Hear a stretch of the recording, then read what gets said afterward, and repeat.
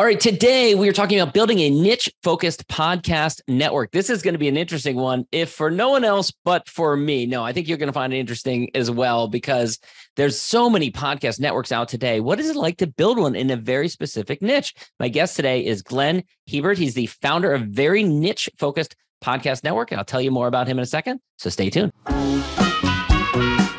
Welcome to the Smart Business Revolution podcast, where we feature top entrepreneurs, business leaders, and thought leaders and ask them how they built key relationships to get where they are today. Now, let's get started with the show.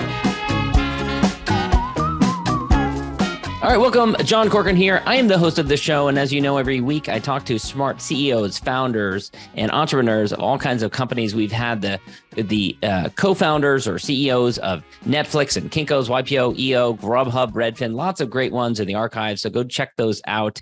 And this is going to be a little bit different episode, so stay tuned. Of course, this episode brought to you by Rise25, where we help B2B businesses get clients, referrals, and strategic partnerships with done-for-you podcasts and content marketing. You can learn all about what we do at rise25.com. And my guest here today is Glenn Hebert. First of all, shout out to Chris Krimitsos. He is the founder of PodFest Expo. It's a wonderful conference for those of you who are in the podcast world. And I only came across Glenn because of Chris. He's a wonderful guy, super giving guy. You should definitely go check out more about what he does. But my guest here today is Glenn Hebert. He's AKA Glenn the Geek is kind of his nickname. We'll talk about how he got that nickname. He's the founder of the Horse Radio Network. He began focusing on niche podcasting back in 2006 when he first got started in podcasting. He's been podcasting longer than I have, which is a long time. It's rare that I get to meet someone like that. And established the Horse Radio Network in about 2008. Over 15 years, he's hosted and produced more than 10,000 podcast episodes centered around horses. Some of these include Horses in the Morning, which is the long-running show, 13 years, 3,300 episodes. And they also recently sold the network to a prominent media entity that focuses on the equestrian world. And now he is still involved in running that company. But Glenn, such a pleasure to have you here today. And I'd love to hear about the early days of podcasting. Now, as I understand it, you were working in the equestrian world. You were selling to retailers, I believe. And you also had a background as a thespian. You're an equestrian and a thespian. And you kind of missed that world. And you were looking for something that was back in the world of entertainment, and you discovered podcasting. So tell us how that came about. Well, I was working as a consultant for retailers in the horse world and helping them with that was in the early days of really trying to do social media. You know, it was the early days of social media. Websites had, selling online had become a thing by then. And, I owned over my shoulder here. You're going to see a picture. If you're watching the video, you'll see a picture of my cast. That was a company I had for 10 years. We did medieval feasts. We did kind of a Benny Hill version of a medieval feast. I played a king, and we just had a blast doing it. We did 450 shows over those years.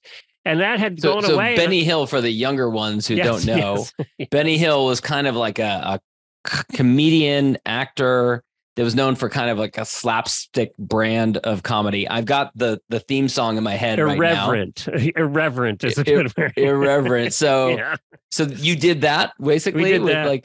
We did all improv theater, and it was a lot of fun. We had a great time doing it. That sounds like a lot of fun, actually.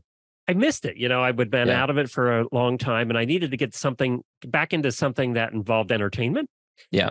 But I didn't want to necessarily drive 5 hours and get home at 4 a.m. like you do when you're an actor and make no money. I really thought I would like to make money this time. Yeah. And in podcasting, I had learned about Twit, the Twit Network with Leo Laporte, and I listened to his show, and I was like, well, if he could figure it out, I could figure it out. I've been to visit his facility. It's only about a half an hour north of me. Oh, really? Yeah. Yeah. He spoke at a conference I was at. And afterwards he said, if you're ever in the neighborhood, stop by, I'll let you in. And I was coincidentally there having brunch like a couple of months later. And we knocked on the door and went inside. It was really super nice and gracious. And it was really cool because he's built this beautiful facility where they were doing all these, live podcast shows. Yeah. He was my inspiration, really. And those were the early days of podcasting. Figuring it out wasn't as easy as I thought. Recording it, editing it, everything was difficult then because there was nothing made for podcasting specific. you were using all the music stuff. You would use Yeah. music mixers and music mics and the music editing, and it was all of that. And those were the days too. Yes, there was a day, believe it or not, for the youngsters out there, where you had to download an MP3 file to your computer and then transfer it to your iPod. There were no iPhones back then. Such a pain. Mm-hmm. You really had to want to listen to a podcast. Yes. Or you listen to it on your computer on a player. And that's the way most people did it back then, is just listen to it on their computers. So it was difficult even when you got in, it was still early days. Yeah, sure. I mean, I recorded my first interviews were over video Skype. Zoom has only been around for however long, right? But I did video Skype for years. Yeah, we still use Skype actually to record our shows. So it was the early days, and I was dealing with horse people who tend not to be as technologically savvy. And part of that is because they have crappy internet. Even to this day, they live on the farms in the middle of nowhere. So I've always had the extra challenge of having an audience that sometimes, and I still hear this, have to wait till next month to download the shows because they're on a new data for next month. So, we still have that challenge in the horse world because all my people are rural. Our guests are 90% on the phone because it's a better connection than their internet. Wow. Wow. Which you don't have to deal with because you're dealing with tech people in a business world. Yes. Yeah. No, I can't remember the last time where someone said that they had to do it over a phone. That's been a while since that's so you deal with that issue early on. So in the early days, did it feel like you weren't getting traction, or what was it like? After 6 months of doing our first show in 2008 for the network, it was called the Stable Scoop Show. We did it weekly. We had 12 listeners after 6 months. Wow. So these people today who are like, oh, I'm a year in and I only have 5,000 downloads. We were a year in maybe with 300 downloads. Yeah. It started to take off a little bit after that. And where my people were listening was on their computers. It was still on their computers in those early days. So we picked up, to thousands of downloads because they were listening on their computers. They found us there.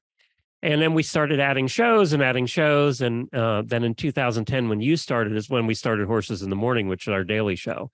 And what inspired that? Because, for a while, daily shows were popular. And I've seen a lot of people try a daily show. They do it for a little while and then they quit. But what inspired you to do that? I always wanted to be a morning radio show guy on Morning Drive Radio, and that seemed like too much effort to get up and go to work. So I said, well, I'm just going to start one. We actually were live for almost 9 years. We did it live every morning, and we were an hour and a half, 5 days a week. And my co-host, Jamie, who I found, this is an interesting story. I put a Facebook ad up in the early days of Facebook. I said, I'm looking for a host for a daily show that knows about horses and is funny. That's pretty much what my ad said. And I was smart. I made them leave voicemails if they were interested so I could hear them. Yeah. When my wife and I opened a bottle of wine one night and we listened to 82 voicemails that we had gotten of people who wanted to be hosts of this show, it was the 82nd voicemail was Jamie. Wow. And she had come from Morning Drive Radio for 10 years. She was on the Morning Drive Radio show. She was the girl. It's always two girls and a guy, or two guys and a girl. She was the girl. Yeah. And she had done that for 10 years in Atlanta. And so she had some amazing skills then. Yeah. She's an excellent storyteller. Yeah. So it was her from the beginning, and we're still together 3,300 episodes later. So we didn't quit. We were one of the ones that didn't quit. Yeah. Now there's so many ups and downs, and there's I almost quit 5 years into it, even though I really liked doing it because I was stuck in the middle of it. And it was doing parts that I really didn't enjoy about it. Let's talk about building the network. So there's one thing to go from, if your show is profitable and you're generating some revenue from it, even if not a lot, but to create other shows. How did you figure out what the business model would be around to the other shows? Because I've heard different, models on different networks. Sometimes they pay the host. Sometimes the host is totally responsible for for generating revenue from it. There's different arrangements. When we started, we paid the hosts. We hired the host. We owned all the shows. And then we would sell the advertising against the shows. So we paid them a flat rate. And we pretty much, for the shows we own, we still pretty much do it that way today. So we pay them a flat rate. And then we sell all the advertising against it. So we pay all the expenses. And in the early days, and still today with a lot of our shows, we actually had a producer like radio. we have a producer that sits in with the host, records and edits and does all of that. So all the hosts are responsible for is content. They don't do anything else. They're responsible for good content and booking the guests and doing that kind of thing. And when we started, we were that way. Then eventually, when there were other horse podcasts out there, which took a lot of years, that started creating horse podcasts that I thought were pretty good and they were already established, then we would bring them in under an advertising split arrangement. So they did all of their editing and, paid their bills. And then if we sold advertising against their show, we just did an advertising split. So there are two models there, but we started out owning all the shows. And we still start shows today that we own and we pay the hosts, and we use that same model. And then we also have what we call affiliate shows that are produced they produce it themselves, and then we do an advertising split with them. Right. Now, I imagine you have a certain standard for the quality of the shows that you want to bring in, whether it's starting it from scratch or bringing in an outside show. How have you managed to make sure that the quality is up to the level that you want it to be? Well, in the early days, the quality wasn't at the level we wanted it to be. It was pretty much crap all along the way in the early days until we all figured it out. But now it's easier. Now I make sure they all have the mics I want them to have. They have to have a half decent internet, which again, nobody in your world thinks about that. We have to think about that. So they have to have half decent internet. And the way I audition future hosts, I learned this early on, is I have them on as a guest first without telling them I'm interested in them. And in a couple of minutes as a guest, you know whether they're going to be a good host or not. You've been around doing this long enough, John. I can tell in 2 minutes. They're going to be a good host or not going to be a good host by how good a guest they are. Yeah. And that's proved pretty true. I mean, my hosts have been around for a long time. For some of these shows, 11, 12 years they've been doing it. So, 6, 8, 10, 12 years. And they just tend to stick with it and do it weekly or, twice a month for that length of time. And does it take some convincing to, when you spin it around and say, hey, I'd like you to host this show and I'm going to pay you to do it? Yeah, it does, because it's a commitment. As even if you're doing twice a month, it's still a commitment. Yeah, sure. Yeah. When I speak at conferences, I say at the conference, it takes 10 to 12 hours for every hour you're on the air. And pre and post production will take you 10 to 12 hours. That includes marketing and booking guests. Every little thing you do around that episode is 10 to 12 hours. And when I talked about that at PodFest, you mentioned PodFest earlier. When I talked about that 10 years ago at PodFest, everybody laughed at me because they were like, oh, I can do my show in an hour. Well, they weren't doing marketing. They weren't doing any of the things to make it a business. But when you make it a business, as you know, it does take 10 to 12 hours for every hour you're on the air, because you're doing all the things it takes to grow that business.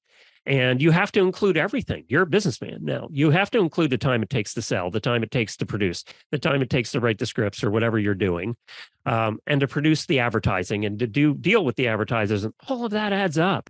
And you were talking earlier about tough times. We had my tough time was about 4 years in, when I was just going full time and had given up or had ended my last consulting agreement. And I went full time, and it was lean. It was really lean. We brought in an investor. That's the only money we ever borrowed or had put into the business was back about 4 years in. And she was a friend of ours, and she said, I think this podcasting thing is going to be a thing, and ended up being a host with me for 10 years. But she put money in, and it was based on, look, there was no interest payments or anything. It was equity, and you'll get paid out when we sell the company eventually. And that's the only thing that kept us going in that fourth year when it was lean. And advertisers didn't know what podcasting was back then either. No, especially no clue. in the horse world. Yeah. We had a few that believed in us from the beginning. And my first advertiser came on when we had 6 months in, when we had 12 listeners. She came on because she believed in me. And you know what? It's still that way today. Sales has always been somebody buys something from you because they believe in you.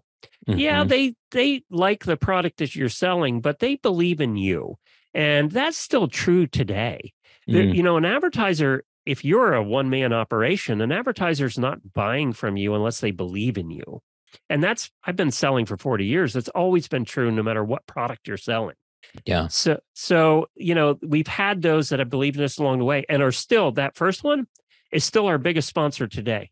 on 4 Really? different shows. Yep. Really? They're still with us 14 years later. Wow, that's awesome. That's really cool.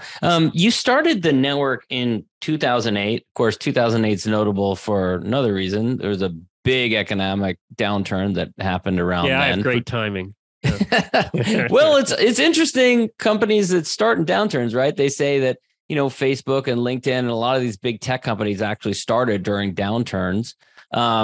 Did it affect things, you think, looking back on it now? No, because we weren't going for advertisers at that point anyway. I was part-time. It was a play toy.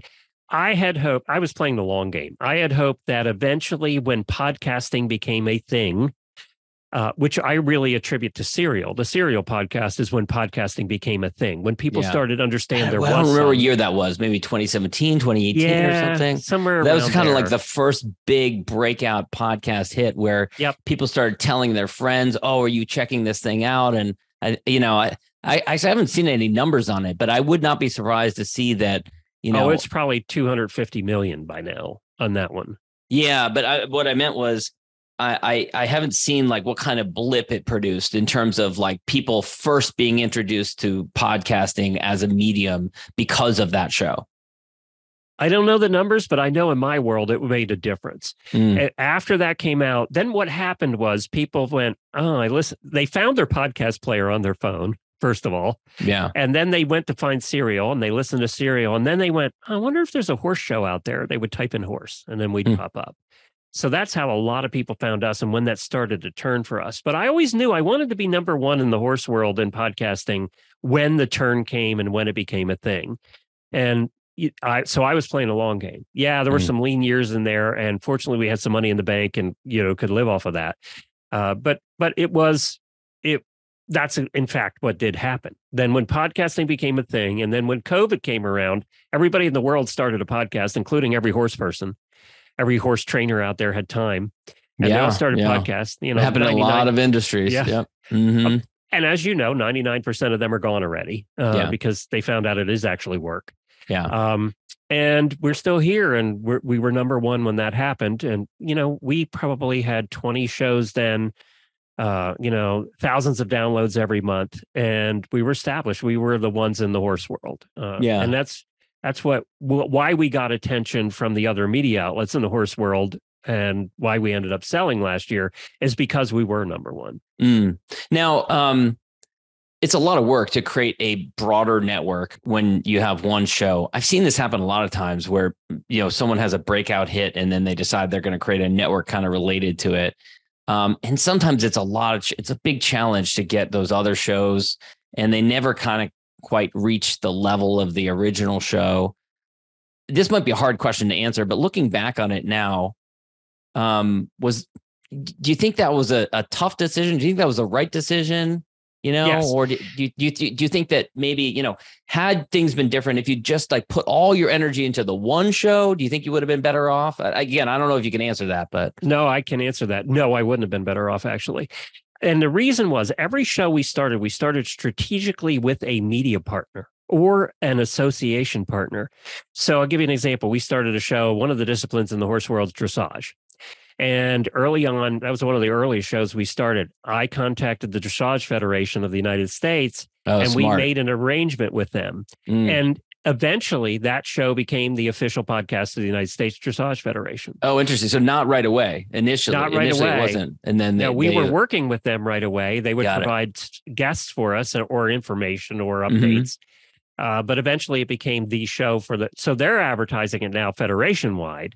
And so that's what I did with every show we did. We made sure we had a media partner of some sort, a magazine, popular website, something that would help us in marketing it. And then in exchange, they would come on the show and do something for us or with us. And that's how we established the whole network. And because of that, we taught other horse people how to listen, who then were looking for other horse shows. And we were pretty much the only ones. So they would come to our other shows. So that's how we grew the listenership.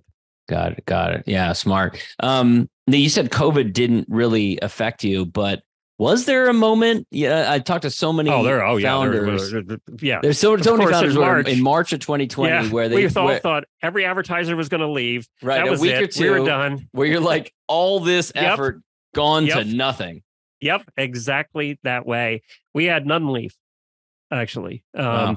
And we had some join us because they were looking for ways to get the word out. And they then podcasting blew up, of course. Yeah. In a way, COVID helped podcasting. Not in a way, it did help podcasting. It certainly did. Yeah. Well, it's funny though. It's interesting because the growth in all the different trajectory, all the different metrics, from downloads to how many episodes people listen to how long they listen to different episodes.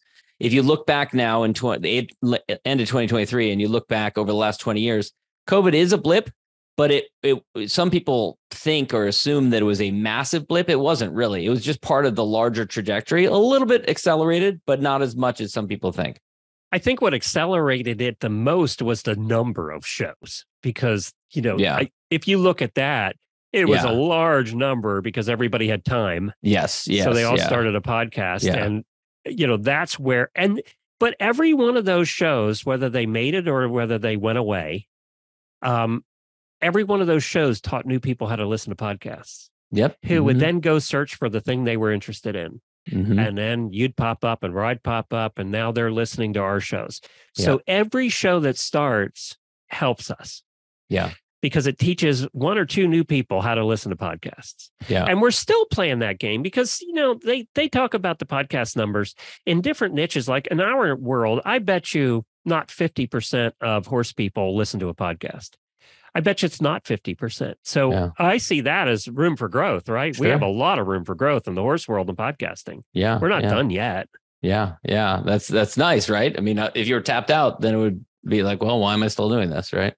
And in the niches, this topic is about niches. In the niches, that's especially true. I have a friend who is in the fruits and vegetables. He was in the fruits and vegetables selling business. 4 years ago, we talked to him. I said, you're in a niche. You need to own this niche. You need to become the guy in fruits and vegetables. He is now the guy in fruits and vegetables because of his podcast. He's the authority. They pay him to come speak at conferences. He speaks to everybody who's anybody in fruits and vegetables. And he's a B2B show. So it's a smaller audience, but it's the right audience in the right place. Right. And I think that's where we still have a lot of growth potential. And I still think we have a lot of growth potential. I don't think local markets have been done well in podcasting. And I think we're going to see a lot of growth in local markets in podcasting too. And that's cities podcasts, state podcasts, that focus on very local markets that radio used to do, that they're not doing anymore because there's no local shows anymore.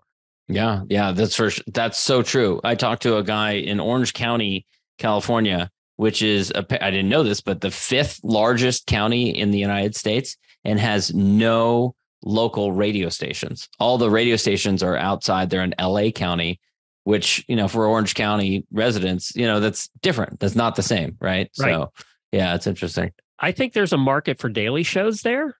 But it's somebody that's going to have to be funded and doing it full time. Yeah. Because it's hard. Yeah. Yeah. And it might, we might get to the point where it's just complete proliferation. It's nice now. It's in all of our phones. They're being built into cars. They're just becoming more and more accessible. Not quite at the level of radio yet, but it will get there. Hopefully. Hopefully. I've waited 14 years for that, so I'm hoping so. I want to ask you about, you've had the same co-host for your show for 13, 14 years now. Yeah, Jamie's terrific. What's the secret to that working out so well? Well, we're both trained. I mean, she was trained in improv radio, and I was trained in improv stage, right? Acting. And I tell everybody out there, if you're in business of any kind, especially if you're in sales or you're podcasting or whatever, take improvisational classes at your local theater. Improv is, I credit everything, my success in sales, my success in podcasting, to improv training. We were lucky early on when we started the company I had. This is very early on. We did a training session with a guy out of New York who had just started on Broadway then, and it was Wayne Brady before he was popular. And he did a training for you. Yeah, he came in for a weekend and did training with it because he was nobody then. He was just a guy, Yeah. And he was one of the best of all time at improv. Yeah. Oh, yeah. By far. So we had good training. And I credit that. Jamie and I are both good at that. And we're both good storytellers. And if you're going to do a morning drive radio show, which is really what ours is for the horse world, it's morning drive radio. And it's about us. This is true at any podcast. They come for the content. They come because they searched horse. They only stay if they like the hosts. And that's true of any podcast. You think about podcasts you've tried, you're not hanging around if you don't like the hosts for whatever reason. Oh, yeah. Mm-hmm. Yeah, whatever the reason is, you don't like them, you're not hanging around. I don't care how good the content is. So it's especially true in a personality-driven show like ours, where it really is about us and our lives. And yeah, we have guests and we have segments and all of that. But it's mostly about us. Now, fortunately, Jamie leads a rather colorful life in the horse world.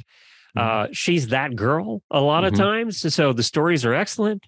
And I think that's what has made it work is we're trained to do this.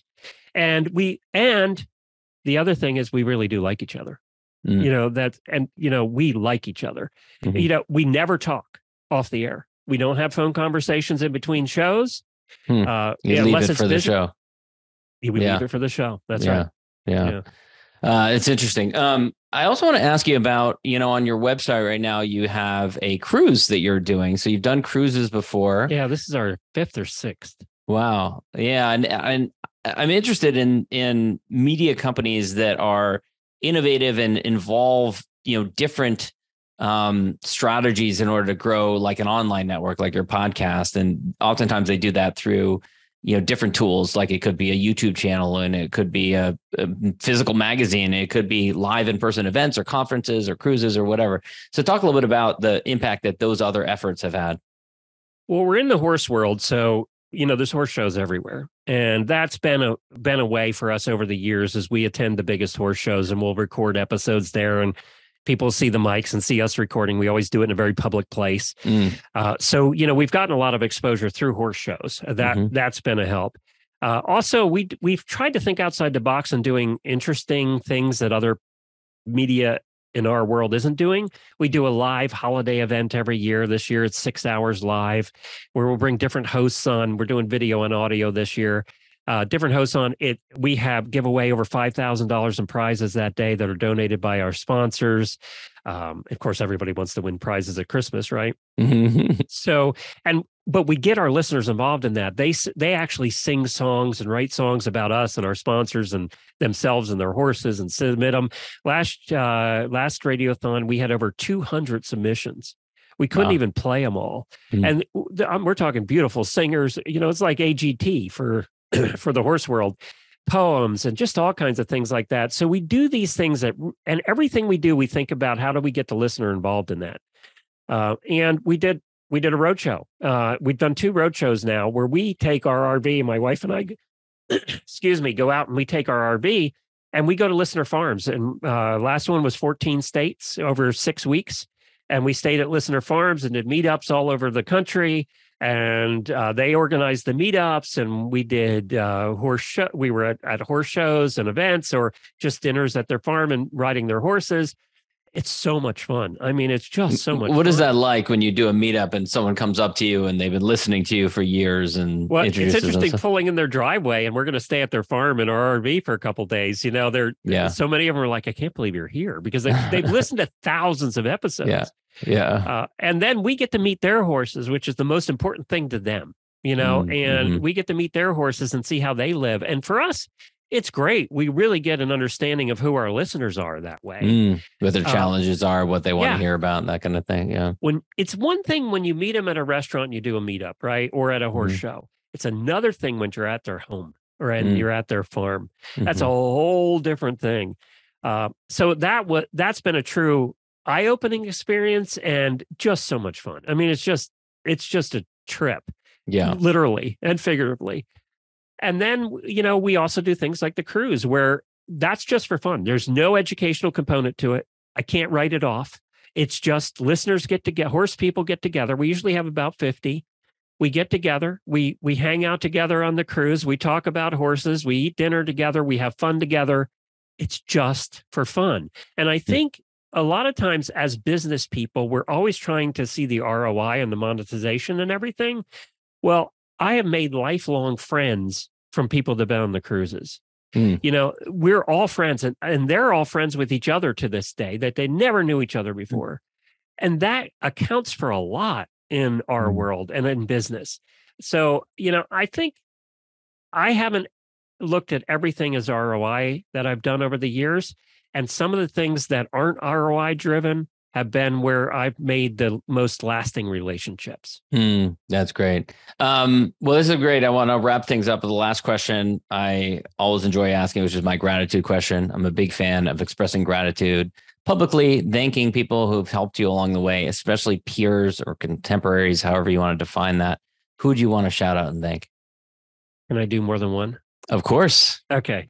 I have to give my wife thanks, obviously, because she put up with my crap all these years and all my crazy ideas. And she's actually worked for the company full time for 14 years as well. So, and the unsung hero behind the scenes has been her.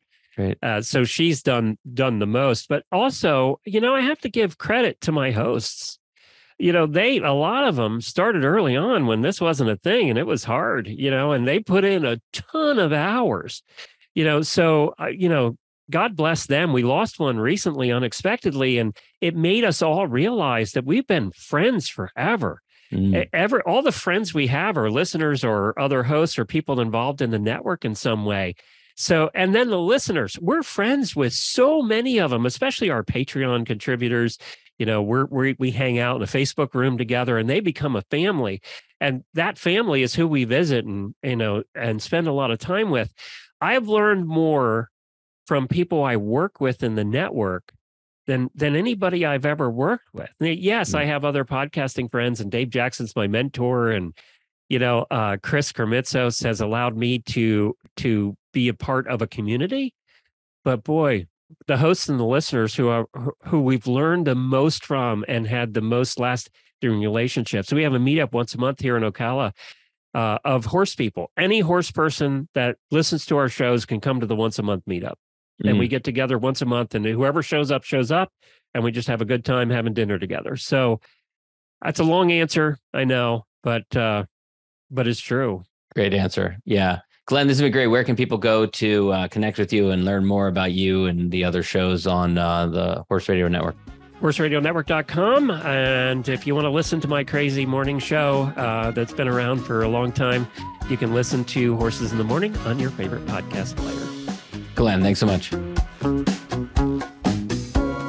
Thanks for listening to the Smart Business Revolution podcast.